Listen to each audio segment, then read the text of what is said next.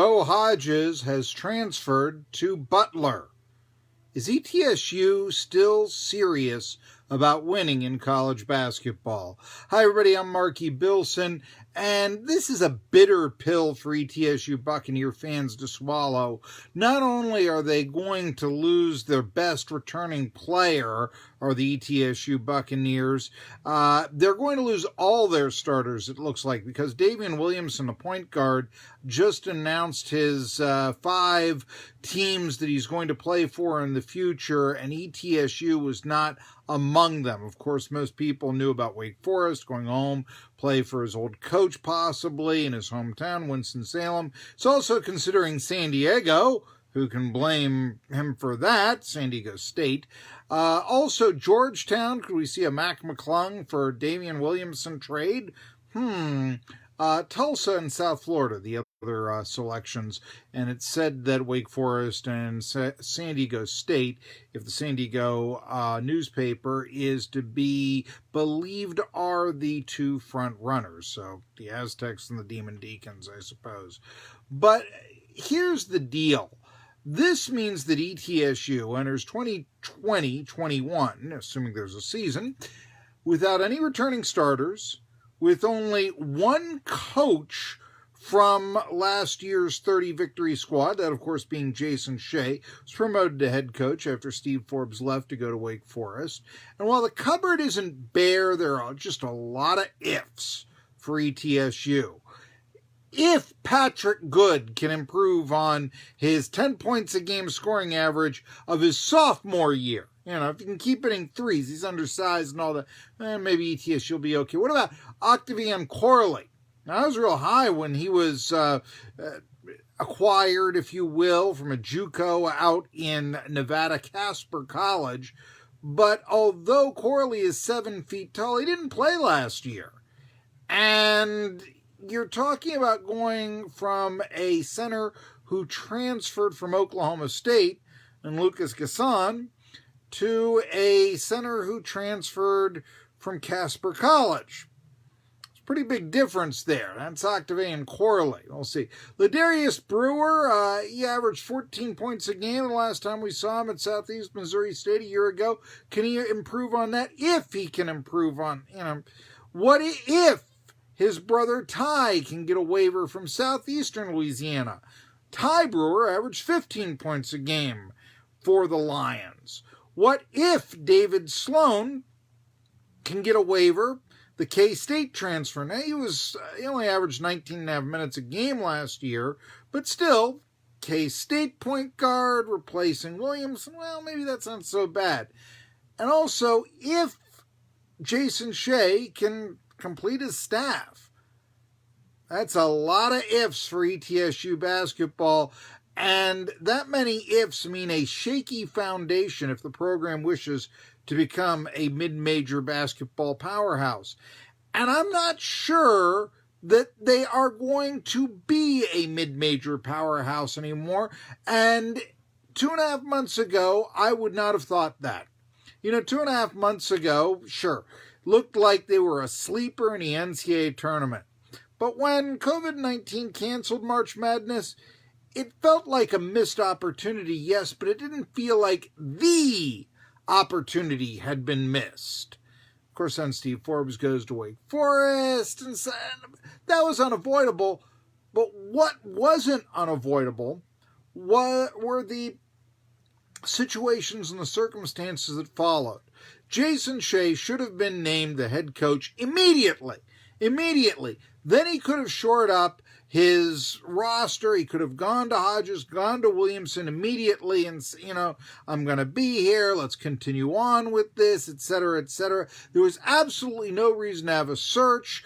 Shea, the athletic director, Scott Carter, called him a genius when he hired him at the press conference. So why are you looking for anybody else? He was recommended by Steve Forbes.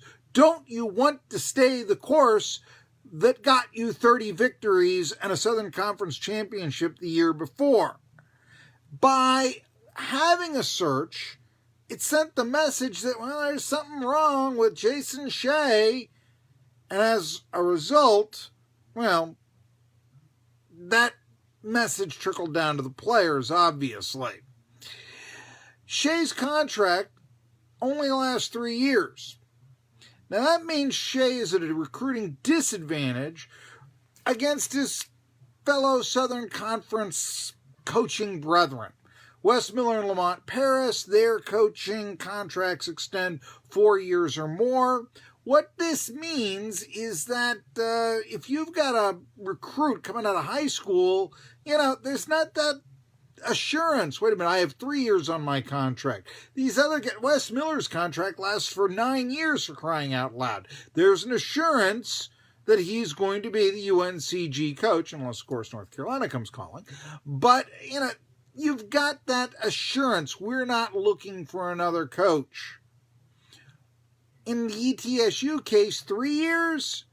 Unless you're a JUCO, you don't have that assurance. He's at a recruiting disadvantage against Chattanooga and UNCG. Look, if you don't have 4 years on your coaching contract to go, that puts you at a disadvantage in the modern era. A big disadvantage. Nothing says lack of confidence like a college that doesn't give their coach a contract with 4 years left on it.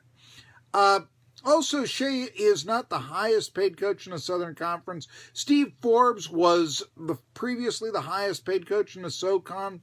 And here's a little stat for you. If you take the incentives that Shea is going to get, if ETSU wins the national championship next year, Shea will still make less, and significantly less money, than what Steve Forbes made this past year at ETSU. So much for those incentives and such.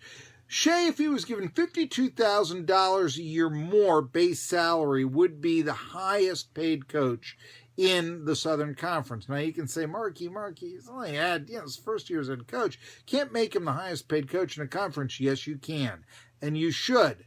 Because that sends a message that ETSU is serious about winning in basketball. I say look at the Lady Vols. You want to know why the Tennessee Lady Vols, there's been a demise in that program? They're not competing with Connecticut or whoever else for national championships every year. Well, take a look at the coaching salaries.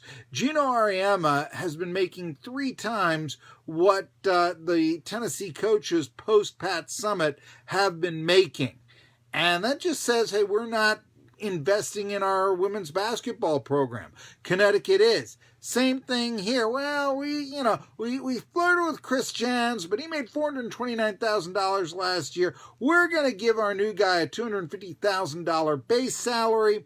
Looks like you're cutting corners. Doesn't look like we're out there to have the best funded and we're going to do what it takes to have the best basketball program in the SoCon. No, you're not showing that. When you don't make Shea the highest paid coach in the conference, all you would have had to have done is pay him $52,000 more a year than what he is making now. And the other thing is, if Shea does, let's say, I don't think they will right now, but let's say that Shea has a great year with the Bucks. He, answers his critics, and ETSU doesn't really lose a step. They win 25 games. They repeat as SoCon champs. It's asking a lot. It's asking all those ifs to come up. Yes, it's asking a whole hell of a lot. But if it would happen, then Shea, he's not yet 50. Now, he is, as all mid-majors are, that's a young, enterprising coach down there at ETSU. But the thing is, a Power 5 school, a Big East school, ETSU is kind of powerless when they come a-calling if they want your coach. But a mid-major, not so much. But I can remember, it wasn't that long ago, I guess a generation ago, when Ed DeChellos was actually courted and interviewed at Duquesne, admittedly an A10 program, but a losing one, and College of Charleston, which was a conference rival back then. There isn't that, he makes $650,000 a year. Well, we won't be able to afford him, scaring off all the other mid-majors. Actually, a mid-major could come a-calling for Shea, and he might take the call, so to speak, and then we're in the same boat that ETSU is in now. Shea's contract just makes him look like the economical choice, not a guy who, standing beside Steve Forbes last 5 years, had a 130-43 record. Shea's contract also, and I've talked about this, gives him a bonus, and he gets a year extension if he wins 25 games. Doesn't that incentivize drawing up a weaker schedule? If you are automatically getting your contract renewed for 25 victories in a season, I'm not scheduling LSU or Tennessee. No, I'm scheduling, Tennessee Tech. I'm scheduling bad mid-majors. Shea hasn't helped his cause out much either because he's only hired 2 assistants. One of them, Trevor Battle, had been out of work. Now, that might not be his fault. I'm not saying that Battle can't coach. We'll have to wait and see. But these weren't, big name, high caliber, oh boy, they got him type of hires. So we'll see here. Now, as for Hodges' transfer to Butler, I'm of the belief that the seeds of this may have started about 17 years ago, this transfer. Yeah, when Hodges was still in kindergarten or thereabouts. Butler is a program. They played for the national championship twice in this century.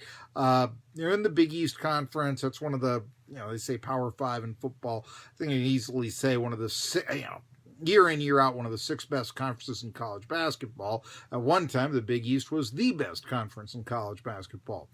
But, something else, sitting out a year will allow Bo Hodges to mature physically. And something else about Butler, they're coached by LaVall Jordan. He used to be at Michigan, and he coached Trey Burke, Tim Hardaway Jr., and Darius Morris, who all went into the NBA. Shea, although he has coached guards before in his career, especially at Tennessee, but at ETSU, he primarily coached post players. So what do you think that Bo Hodges is thinking when he doesn't even know who's going to coach him, but he's got a guy that he can play for at Butler, mature a year physically, play in the Big East Conference, and that coach has had 3 guards in the NBA. I don't think Hodges is going to play in the NBA, but you're getting the best tutoring you possibly can. But remember that thing about Butler and where they are now as a program. Because again, when DeChillis was interviewing at Duquesne and College of Charleston and such, Butler really wasn't a significantly better program than ETSU.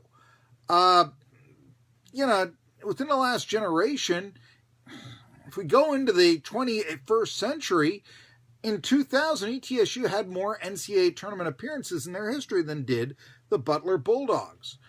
Both play in the shadow of larger schools, ETSU, Tennessee, Indiana, Purdue, Notre Dame up at Butler, and whoever else.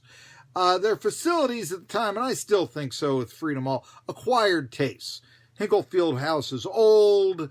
Freedom Hall is on a high school campus, nothing around it, small, old, not quite as old as Hinkle Fieldhouse, but yeah, it's the mini dome where ETSU was playing at before was spacious, not good sight lines, etc., etc. 2003, both Butler and ETSU make the NCAA tournament. ETSU loses a close game against Wake Forest. Butler goes Sweet 16. But how did they follow that up? ETSU did by dropping football. Butler did by putting $30 million, more than $30 million, actually 32, into renovating Hinkle Fieldhouse. They kept hiring quality coaches to lead them when they departed. ETSU was kicked out of the Southern Conference, meanwhile, after they dropped football. And instead of putting their money into basketball, no, they built a softball field and a soccer stadium. So the old guard, remember those guys, Paul Stanton and David Mullins, decided ETSU should be a small sports school. Thanks, Mark Madden, for that phrase. They bragged about all sports trophies in a remedial Atlantic Sun Conference. So now Butler's in the Big East, has been to the NCAA tournament 10 times the last 14 seasons, and of course, as I mentioned before, they played for 2 national titles, thus making the Final Four twice. Bulldogs are a basketball program no longer considered the equal to ETSU, and ETSU is pretty good. No, Butler is considered the superior basketball program. So like I said, maybe Hodges' departure didn't start when Steve Forbes left for Wake Forest. Maybe it started 17 years ago. Stanton and Mullins are long gone, but their legacy really does remain. And so now the current administration has to make a statement. What's done is done, okay? You're going to lose all the starters from last year, what's done is done. What I'm going to tell Scott Carter, Richard Sander, Brian Nolan, you guys, this is what you got to do. New arena. I say it all the time. Now is the time. And, what's done is done, but a new arena isn't just there for ETSU. You start talking about a new arena for ETSU, it makes the Buccaneers sound like, yeah, we want to be a mid-major powerhouse. And the sins of the last few weeks are all forgotten. But you're also giving to the community, the Tri-Cities. You're getting something you can get minor league pro sports like hockey in. You can get the good concerts. You can get other events in the area, tractor pulls, religious revivals, whatever. You're getting that. Mesh with the government, be it local, be it state, whatever. Such a commitment by school and government would show the area is ready to become cosmopolitan, not just make the Bucs a real player in college basketball. It's what's best not just for program, but for community. And really, right now, we got to start asking ourselves, with the moves of the last few weeks, just how good is this ETSU administration? Yeah, it's been a great 5 years in men's basketball. But in that same 5 years, football programs been 22-35. And the women's basketball program, last 2 years, ever since Tiana Tartar departed, 19-42. You don't want the departure of Steve Forbes to be like the departure of Tiana Tartar was for the women's basketball team. New arena, folks. Time to start talking about it. I'm Marky Bilson. Nobody hits harder when it comes to sports opinion in the Tri-Cities than moi. And I ask you to subscribe to my YouTube channel. Hit the bell. You'll get the notifications. Putting content up all the time. Also, Medium. You can read my work there. You can read along with what I had to say here today. Also, follow me on Twitter. But until next time, I'm Marky Bilson. So long, everyone.